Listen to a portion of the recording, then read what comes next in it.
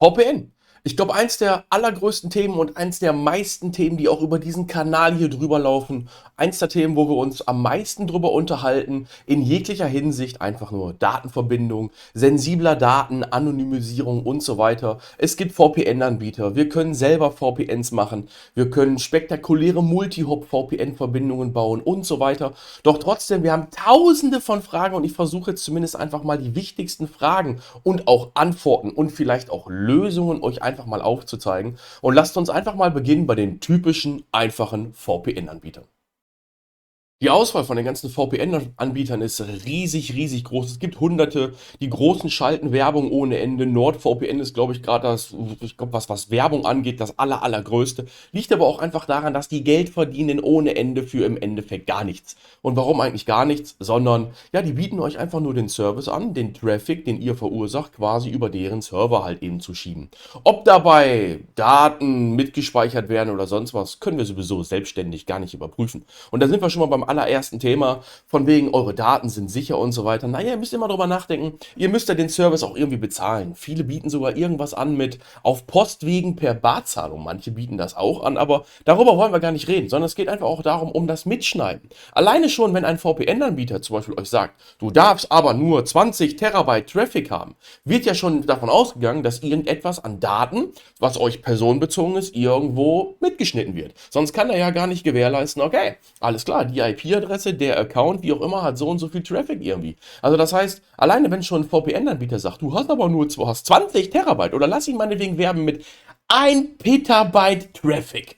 Ne? Er schneidet trotzdem irgendwelche Daten von dir mit. Das heißt, rein theoretisch, und ich habe keinen VPN-Anbieter gesehen, der erstmal zu dir sagt, bevor du bei ihm einen Dienst buchst, ey, Bruder, komm rein, guck du erstmal selber bei mir auf meinen Server und du darfst das machen, um zu sehen, was ich hier halt so mitschneide. Also ich kenne keinen VPN-Anbieter. Und das ist eigentlich die Grundvoraussetzung von einem ja, vertrauensvollen Verhältnis zwischen mir, Kunden und dem Dienstleister. Auf die Webseiten kann ich alles schreiben. Aber ganz ehrlich, jeglicher Switch, ihr seht hier im Hintergrund Switche, Router oder sonst was, können alles Mögliche mitschneiden. Das muss noch nicht mal das VPN-Protokoll sein. Aber glaubt mir, VPN-Anbieter können das und die werden das auch tun. Und warum werden die das tun, ist ganz klar. Ey, Alter, du bezahlst da 5 Euro. Und wenn die auch noch in einem Land ansässig sind, wo sie auskunftspflichtig gegenüber irgendwelchen Behörden sind, wo die auch noch stillschweigend auskunftspflichtig sind, das heißt, die müssen Daten über dich herausgeben, werden dir darüber aber nicht sagen, dass sie Daten herausgeben mussten, werden die das für deine lausigen 5 Dollar, die du bezahlst da im Monat oder sonst was, garantiert tun. Das sind schon viele, viele Negative, aber es gibt natürlich auch ein paar Vorteile von den ganzen Anbietern. Erstens, natürlich, ihr schützt eure Daten, wenn ihr irgendwie unterwegs seid, öffentliches WLAN, da kommen wir aber gleich zu noch, dann seid ihr zumindest auf der sicheren Seite, dass der erste Hop, also das erste WLAN im Flughafen oder sonst was, zumindest erstmal verschlüsselt ist und eure Daten nicht rausgehen. Benutzt ihr sowieso schon irgendwelche verschlüsselten Verbindungen wie HTTPS oder sonst was, dann ist das sowieso egal, weil da keiner mitlesen kann von den Daten. Trotzdem, dabei stehen dann verbindungsrelevante Informationen wieder drin, womit ihr euch bei dem VPN schützen könnt. Also, es gibt schon gute Gründe, das Ganze zu machen. Aber trotzdem, es gibt noch ein paar weitere Nachteile von dem Ganzen. Zum Beispiel, ihr nutzt ein VPN ausschließlich jetzt, ist egal. Irgendein VPN-Anbieter eures Vertrauens, da kommen wir ja gerade her. Da müsst ihr davon ausgehen, dass die Empfängerwebseite, zum Beispiel meine Webseite, da ist alles offen, da kann jeder machen, aber trotzdem, diese VPN-Anbieter haben gewisse IP-Adresskreise. Und die haben auch nicht IP-Adressen bis zum Abwinken, sondern die haben auch meinetwegen nur mehrere hunderte oder sonst was. Und die landen meistens oder kommen meistens alle aus demselben Töpfchen. Ne? Länderübergreifend natürlich anders, aber egal. Diese Listen gibt's. Ich könnte zum Beispiel auf meiner Webseite, das dauert für mich 3 Minuten, diese Listen in meiner Firewall einprügeln und alle Leute, die über so einen VPN-Anbieter kommen, werden erstmal von meiner Webseite ausgeschlossen. Ich könnte es sogar so bauen, dass ich auf der Webseite, du surfst meine Webseite an, über einen VPN-Anbieter, dass ich da sogar hinschreibe, ey Alter, ich erlaube auf meiner Webseite keine VPN-Verbindungen von irgendwelchen Hostern. Ich könnte dich sogar identifizieren, von welchem Hoster du kommst, ohne Probleme, weil ich die IP-Adresskreise von den VPN-Hostern kenne. Das heißt, selbst ich bin ein einfacher, popliger, kleiner ITler, der keine Ahnung hat. Im Endeffekt kann dich sogar innerhalb von wenigen Minuten identifizieren, von welchem Anbieter du kommst und könnte dich halt eben vielleicht zumindest da schon mal anscheißen, dass ich weiß, alles klar, du kommst von da. Wer du bist, ist immer noch eine ganz andere Geschichte. Ich weiß nur, es kommt eine Information. Aber von wegen die Identifikation, dass das nur über die IP-Adresse passiert, ist auch immer nur schleierhaft, kommen wir aber auch gleich noch zu. Jetzt haben wir dieses ganze Thema mit diesem VPN-Anbieter schon so ein bisschen durchgejagt. Wie wäre es denn einfach mal, wenn wir darüber reden, einen eigenen VPN-Server aufzubauen? Auch da haben wir das Problem wieder, wo baue ich den auf? Das heißt, ich brauche irgendwo eine Recheninstanz bei irgendeinem VPS oder was auch immer, V-Server, was auch immer Anbieter irgendwo global auf dieser Welt, der bestenfalls sogar die Fresse hält und der die Daten nicht rausgibt. Also sind wir wieder länderbezogen. Genauso wie bei dem VPN-Anbieter, wie auch immer. Bleiben wir jetzt einfach mal bei unseren Bekannten, wie wir die auf dem Kanal immer wieder nutzen, Hetzner oder sonst was. Kann ich euch sagen, eigentlich keine schlechte Idee. Ja, die unterliegen auch diesem Nine Eyes oder Five Eyes oder 14 Eyes, wie sie die alle heißen. Ne, Deutschland ist bla bla bla bla bla. Deutschland labert über alles, was im Internet passiert. Die sind auskunftspflichtig, also deswegen macht euch VPN Deutschland keine Sorgen. Eure Daten landen sowieso da, wo ihr nicht wollt. Aber trotzdem, der VPN-Anbieter, oder nicht der VPN-Anbieter, Entschuldigung, der Anbieter eines V-Servers oder sonst was in der Richtung, die nennen sie ja alle eh anders, Root-Server, wie auch immer, kann einen deutlichen Ticken sicherer sein, wenn ihr dort einfach selber einen VPN-Server hostet. Ihr wisst, was ihr tut. Eure Daten liegen erstmal bei euch. Ja, bei denen geht auch der Traffic rein und raus. Die sind aber nicht darauf spezialisiert, VPN zu machen, sondern die sind darauf spezialisiert, halt eben irgendwelche V-Server zu hosten. Das heißt, ich bin jetzt mal ein bisschen frech und sage, die sind darauf nicht spezialisiert, gewisse Daten, wie ein VPN-Anbieter, halt eben zu filtern und irgendwie zu speichern. Das heißt, das wäre ja wieder ein Overhead, den die erstmal überhaupt einbauen und produzieren müssten, um ja, gewisse VPN-Sachen besser mitschneiden zu können. Ganz wichtig dabei ist, VPN, ich bin immer bei den VPN-Anbietern. Euer Hoster sollte auch zumindest keine Virtualisierungsmethode einsetzen, wie irgendwie Linux-Container oder VZ, sondern der sollte halt eben richtige KVM-Virtualisierung oder Zen oder VMware, wie auch immer, hier, wie heißt das, Virtualisierung machen, weil da hat man immer noch den Unterschied vom Kernel. Solche Virtualisierungen wie LXC und OpenVZ oder VZ, wie sie alle heißen, die nutzen halt eben denselben Kernel. Da können zum Beispiel Leute von anderen Kernel, weil über denselben Kernel geht, kann man da den Kernel abhören. Gerade bei so Sachen mit VZ und LXC, da weiß man nie, was immer so zur Rande ist, deswegen keinen Virtualisierungshoster holen, der irgendwie VZ oder LXCs verwendet, sondern vollständige Virtualisierung alleine wegen dem Kernel. Das ist einfach ganz, ganz wichtig. Und meistens funktionieren diesen LXCs und sonst was auch die typischen WireGuard und OpenVPN-Protokolle nicht, weil das da alles netzwerktechnisch mit den TUN-TAP-Interfacen einfach nicht gut funktioniert. Wie auch immer, mit dem ganzen VPN-Zeug selber bauen, du musst dich halt eben auskennen, das Ganze selber irgendwie einrichten und das Ganze verstehen. Und da kommen wir jetzt zum nächsten großen Thema. Einfach mal verstehen, was da passiert. Wo geht der Verkehr, mit welchem Zustand, wo geht dieser Verkehr lang? Das heißt, ich verbinde mich mit meinem Gerät irgendwo hin. Das heißt, ich baue vielleicht von da aus schon mal eine VPN-Verbindung auf. Da werden die Daten wieder entpackt, also entschlüsselt sozusagen. Von da aus gehen sie vielleicht raus. So ist es bei unseren VPN-Anbietern. Es gibt natürlich Methoden, kommen wir auch noch gleich zu, sowas wie Multi-Hop-VPN, VPN durch VPN, VPN over Tor to VPN. Es gibt so viele Methoden, was man halt eben alles machen könnte und die Ideenkiste ist riesig groß, aber all das kriegst du natürlich nicht bei irgendwelchen VPN-Anbietern, das kannst du halt eben nur irgendwie selber basteln. Aber ganz, ganz wichtig, lasst uns bei dem Thema bleiben, Kopf einschalten. Ne, zum Beispiel, bestes Beispiel, ihr nutzt jetzt einen VPN-Anbieter, was auch immer. Lasst uns bei den großen bleiben, Proton, Nord, wie auch immer, wie sie alle heißen, und ihr nehmt dieses Gerät hier. Ja, was soll ich euch sagen? Ich habe jetzt hier ein iPhone. Ich bin darauf eingeloggt. Das heißt, alleine das hier schon ist doch einfach fucking bekannt, dass ich das bin. Wenn ich mit meinem Handy jetzt irgendwie über einen VPN-Anbieter irgendwie rausgehe, Alter, das Ding ist für mich quasi identifiziert. Weiß ich, was da für Daten drüber gehen. Das ist doch schon eigentlich anonymisierungstechnisch, informations-ident-technisch ist das eine ganz schlechte Wahl. Ihr habt ein Android-Phone, da seid ihr mit eurem fucking Google-Account eingeloggt und ihr wollt hier irgendwie Anonymisierung machen? Oh. Deswegen nutzt irgendwie ein anderes Handy, ein anderes Notebook oder benutzt halt eben irgendwie eure Notebooks, wo vielleicht Tail oder wie heißt es, Cubes OS oder sowas drauf installiert ist. Beziehungsweise auch wenn ihr einen normalen Windows-PC jetzt nutzt oder sonst was und ihr möchtet gerne eure Identität wahren oder sonst was. Inkognito-Modus. Niemals den normalen Chrome oder Firefox oder sonst was nutzen, denn ausschließlich Inkognito-Modus. Besser noch ein richtiges Betriebssystem, wo halt wirklich jegliche Daten immer wieder gekillt werden. Das ist ganz, ganz wichtig. Kommt zum Beispiel mal einen ganz großen Geheimtipp. Habe ich euch aber nie gesagt.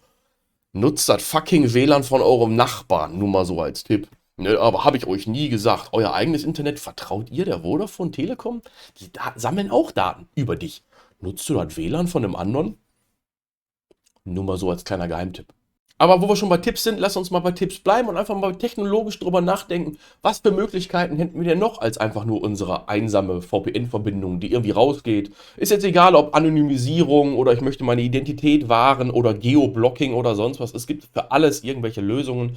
Denn persönlich, ich würde sagen, eine einfache VPN-Verbindung reicht für 90% der Fälle halt eben irgendwie aus. Ne? Ich will jetzt ja auch nicht auf irgendwelche legalen oder illegalen Sachen rumwursteln, aber ich will euch nur sagen, es gibt Lösungen. Es gibt einfach Lösungen, wo man wirklich dem Gegenpart von einem das Leben schwer machen kann. Das heißt, manchmal wird auch geworben mit Multi-Hop-VPN und ja, darauf möchte ich im Endeffekt auch hinaus. Das Wichtigste dabei ist, schließt einfach das Single Point of Contact so ein bisschen aus. Das heißt, geht ihr jetzt, wie ganz normal, von euch zu Hause ins Internet, ist es Vodafone, Telekom oder wie sie nicht alle heißen, 1&1 und von da aus geht ihr raus. Das heißt, die Gegenseite hat einen Ansprechpartner, wo er hingehen muss, um sozusagen zu fragen, ey, wer ist denn das? Allerdings habt ihr mehrere Verbindungsschritte dazwischen, die vielleicht miteinander noch nicht mal reden wollen, nicht reden können oder sonst was. Also ihr macht zum Beispiel eure Internetverbindung über euren Internetprovider. Von da aus geht es zu irgendeinem VPN, von da aus geht es zu irgendeinem Proxy und von diesem Proxy geht es meinetwegen über irgendeinen anderen VPN.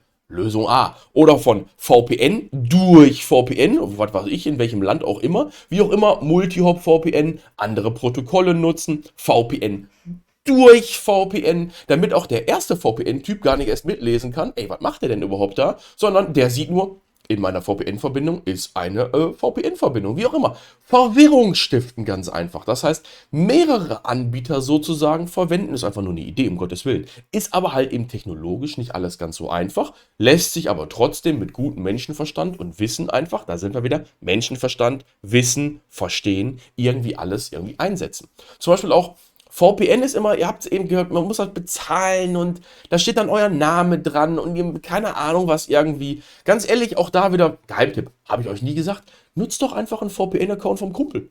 Oder vom Arbeitskollegen oder von was auch immer was. Oder vielleicht von irgendeiner Person oder von irgendeinem Account, der euch irgendwie zugeflogen ist. Oder nutzt irgendwas Freies.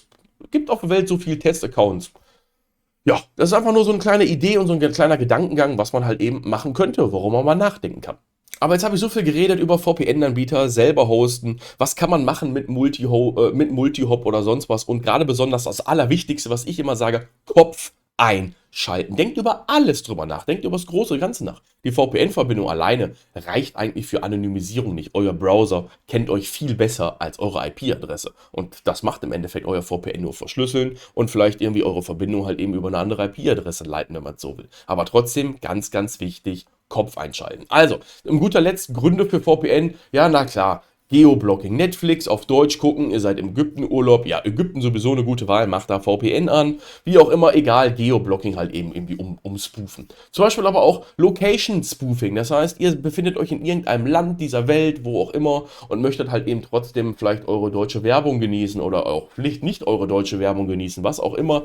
Damit kann man halt eben ganz gut die ganze Lokation umgehen, man bekommt nicht sofort raus, wo ihr euch befindet. Oder immer ganz, ganz, ganz, ganz, ganz, ganz wichtig, ich habe es eigentlich vergessen, dass ich es nicht als allererstes gesagt habe, in jeglichem öffentlichen WLAN, Flughafenterminal, Bahnhof, keine Ahnung, Café, Restaurant oder keine Ahnung was, immer. Am besten sogar mit Kill-Switch.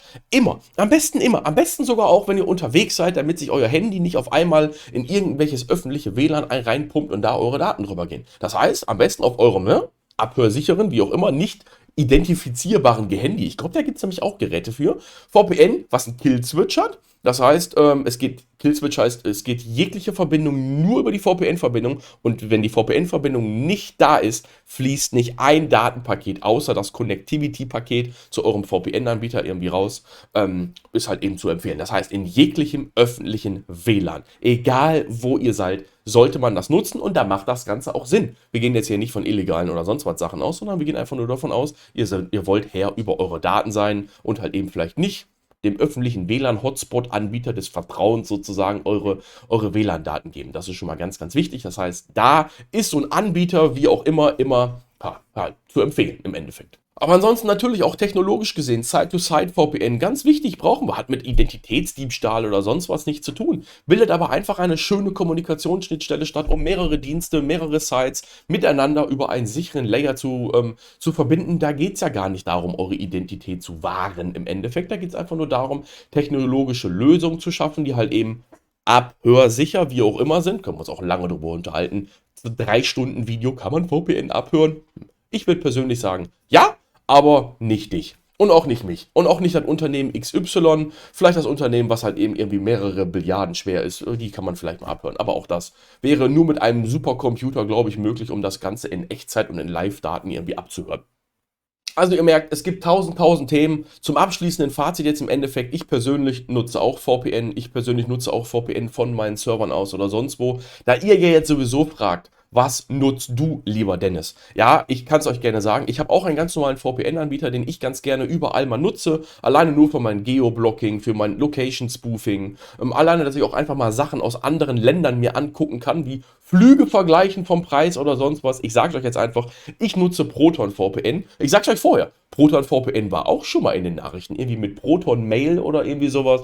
Aber trotzdem, ich muss sagen, technologisch funktioniert das da ziemlich gut. Auch die werben mit, ich sitze in der Schweiz und Schweiz ist auch auskunftsfähig und so weiter. Alles völlig egal. Ich weiß nur, das Ganze funktioniert da ziemlich gut. Ich kann es auf meinem PC nutzen, ich kann es auf meinen Server mit WireGuard nutzen, ich kann es auf meinem Handy nutzen und das alles ziemlich einfach und schnell, so dass ich zumindest die Standardsachen Verschlüsselung, Geolocking, Spoofing und so weiter, Verschlüsselung zumindest alles irgendwie habe und das für einen kleinen Preis, um das mal einfach zu sagen. So, ansonsten, wenn es mal speziell werden soll, muss man natürlich im Einzelfall überlegen, okay, was baut man sich da, über welchen Hoster oder sonst was baut man sich irgendetwas, wie auch immer. Es gibt Lösungen, lasst uns einfach drüber reden. So, ich hoffe jetzt, ich konnte mal so ein bisschen aufklären. Wahrscheinlich habt ihr jetzt viel mehr Fragezeichen als irgendwelche Antworten. Die Antwort lautet, ihr wollt einfach ein VPN machen, wenn ihr im Urlaub seid. Macht einfach irgendeinen VPN-Hoster und fertig. Mehr gibt es dabei auch nicht zu sagen. Ansonsten, wenn ihr darüber diskutieren wollt, kommt auf den Discord-Server. Denkt dran, dienstags ist immer Livestream auf Twitch. Da können wir auch solche Themen einfach mal ansprechen. Und ansonsten ganz wichtig,